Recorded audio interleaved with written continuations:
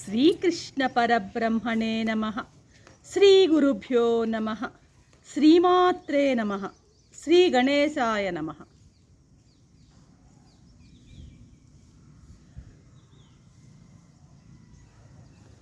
ప్రియాత్మ బంధువులారా, నిత్య జీవితంలో భగవద్గీత 358వ భాగం 15వ అధ్యాయం పురుషోత్తమ ప్రాప్తి యోగం. సంసార వృక్షం యొక్క స్వరూపాన్ని ఇంతవరకు కూడాను మనం సామాన్యంగా చెప్పబడింది, సామాన్యంగా దాన్ని వివరించుకున్నాం. ఇక ఈ 2వ శ్లోకంలో విశేష రూపంగా చెప్పడానికి ఉపక్రమిస్తున్నారు స్వామి అన్నమాట. ఇప్పుడు ఒక వస్తువు యొక్క సమగ్ర స్వరూపాన్ని తెలుసుకోవాలంటే బాహ్య స్వరూపము తెలుసుకోవాలి, ఆంతరిక స్వరూపము తెలుసుకోవాలి. అంతరంగ స్వరూపం రెండూ తెలిస్తే కానీ ఆ పరిపూర్ణమైనటువంటి స్వరూపం మనకు తెలిసినట్లు కాదనమాట. ఇప్పుడు ఆ బ్రహ్మాండ వృక్షం యొక్క బహిరంగ స్వరూపం మొదటి శ్లోకంలో చెప్పబడిందన్నమాట. మొదటి శ్లోకంలో మనం చూసామన్నమాట. దాని యొక్క పరిస్థితి ఏంటి, దాని లక్షణాలు ఏంటి, అది ఎక్కడి నుంచి పుట్టింది, దాని ఆకులేంటి, కొమ్మలేంటి, ఇవన్నీ కూడాను ఆ యొక్క స్వరూపాన్ని అంతటిని కూడాను మొదటి శ్లోకంలో మనం చెప్పుకున్నాం. ఇక 2వ శ్లోకంలో అంతరంగ స్వరూపాన్ని గురించి చెప్పబోతున్నాడు పరమాత్మ అన్నమాట. ఇంకొక రకంగా చెప్పాలంటే మొదటి శ్లోకంలో ఈశ్వరుని యొక్క ప్రపంచం, ఈశ్వర ప్రపంచాన్ని చెప్పబడింది. ఈ 2వ శ్లోకంలో జీవ ప్రపంచాన్ని గురించి చెప్పబోతూ ఉన్నారన్నమాట. ఇప్పుడు ఈశ్వర ప్రపంచంలో వలన ఎవరికి బంధం అనేది కలగదు, దుఃఖము ఉండదు.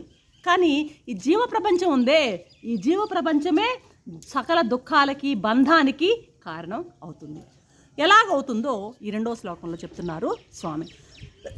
ఏమంటున్నారు?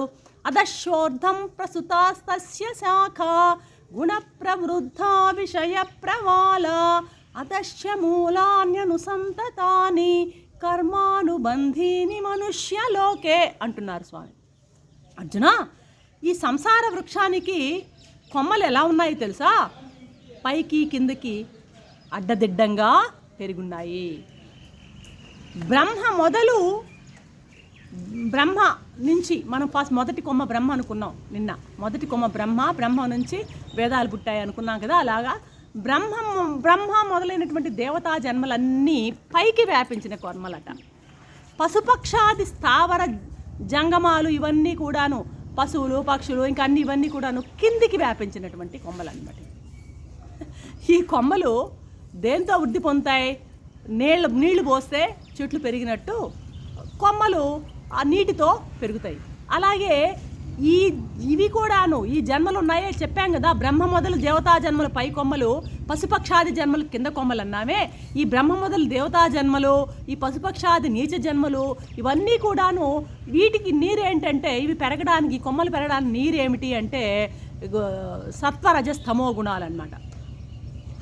సత్వరజస్తమో గుణాలు, ఆ సత్వరజస్తమో గుణాల నుండి పుట్టినటువంటి వ్యాపారాలన్నమాట. ఏవేవి వృత్తులన్నీ కూడాను ఈ కొమ్మలు పెరగడానికి ఆధారంగా ఉంటున్నాయి అంటున్నాడు. అంటే చెట్టుకు నీళ్లులాగా సత్వరజస్తమో గుణాలు ఈ కొమ్మలు పెరగడానికి సహాయపడుతున్నాయి అని మనం ఇక్కడ అర్థం చేసుకోవాలన్నమాట. ఇప్పుడు పైన బ్రహ్మాది దేవతా జన్మలు పైన అన్నాం కదా. సత్వగుణంతో పై కొమ్మలు పెరుగుతాయి, రజోగుణంతో నడిమి కొమ్మలు పెరుగుతాయి, తమోగుణంతో కింది కొమ్మలు పెరుగుతాయి. ఇప్పుడు అర్థం చేసుకుంటాం. పై అన్ని దేవతా జన్మలు, రజోగుణం ఉన్న ఈ మధ్యలో మానవ జన్మ మిశ్రమ కర్మలది, చివరిది వచ్చి తమోగుణంతో ఉన్నటువంటి ఆ కింది పశుపక్షాది జన్మలు కింది కొమ్మలు అన్నమాట. ఇప్పుడు ఇక చిగుళ్ళు శబ్దము, స్పర్శ, రూపము, రసము, గంధం అనేటువంటి ఉన్నాయి కదా ఇంద్రియాలు 5 జ్ఞానేంద్రియాలు. ఆ జ్ఞానేంద్రియ విషయాలు శబ్ద, స్పర్శ, రూప, రస, గంధాలు జ్ఞానేంద్రియ విషయాలు. ఈ జ్ఞానేంద్రియ విషయాలే ఈ యొక్క చెట్టుకి చిగుళ్ళు అన్నమాట. జ్ఞానేంద్రియ విషయాలన్నీ కూడాను చిగుళ్ళు అన్నమాట. అర్థమైందా? ఈ చిగుళ్ళు ఏం చేస్తాయి? కొమ్మల్ని ఎండిపోనివు.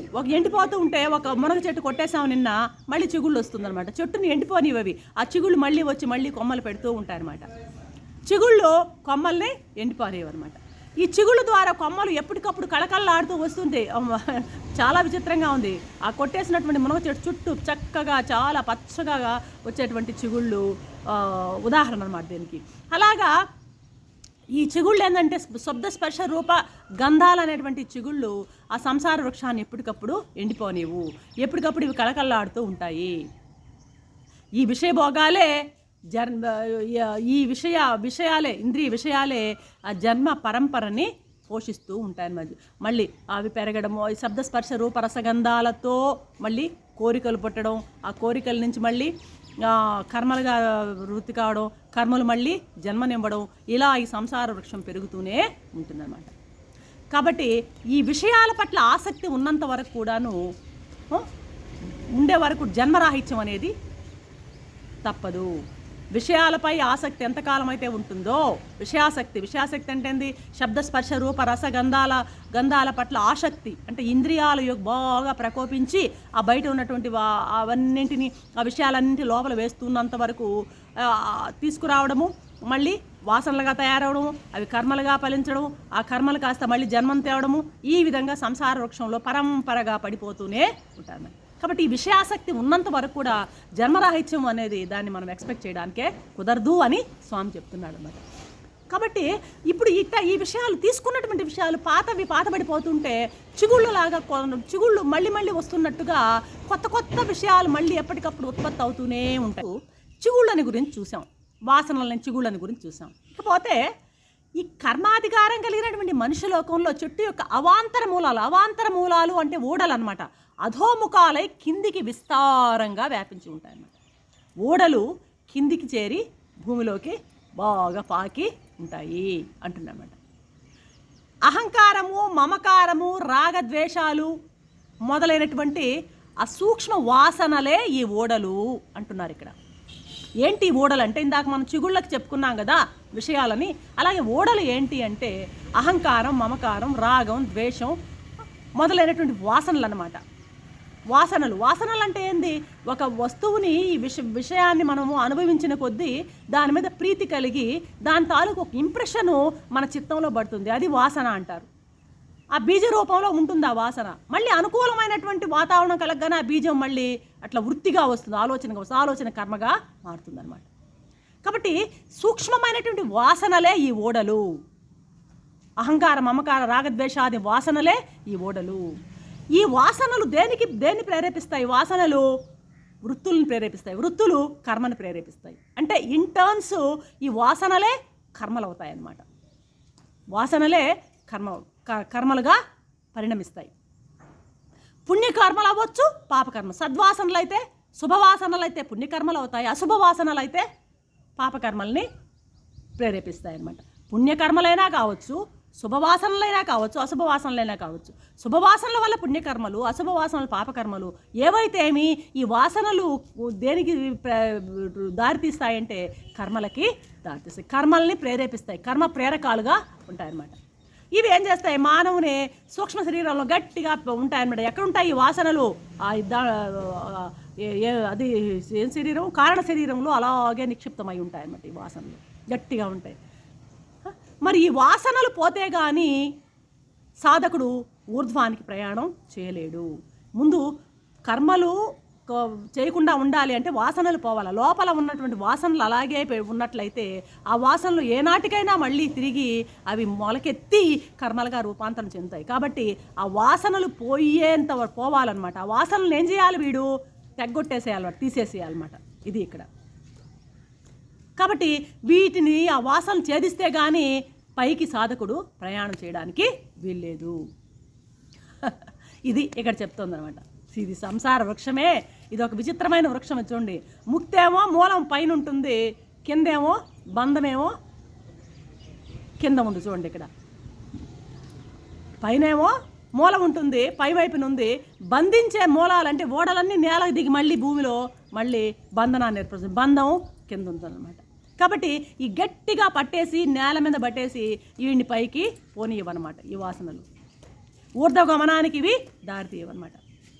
అహంకార, మమకార, రాగద్వేషాది వాసనలే బంధించేటువంటి మానవుణ్ణి ఈ యొక్క జన్మ పరంపరకు బంధించేటువంటి ఊడలు. ఈ ఊడలని సంసార వృక్షాన్ని ఛేదించాలి, ఈ వాసనలను పూర్తిగా ఛేదించాలి. అప్పుడే వాడి ఊర్ధ్వగమనానికి అవకాశం ఉంటుంది. కాబట్టి ఈ సంసార వృక్షాన్ని ఎలా ఛేదించాలో తర్వాత 3వ శ్లోకంలో చెప్పబోతాడు స్వామి అనమాట. రేపటి ఎపిసోడ్లో మీ ముందుంటాను. అంతవరకు సెలవు. సర్వం శ్రీకృష్ణ చరణారవిందార్పణం.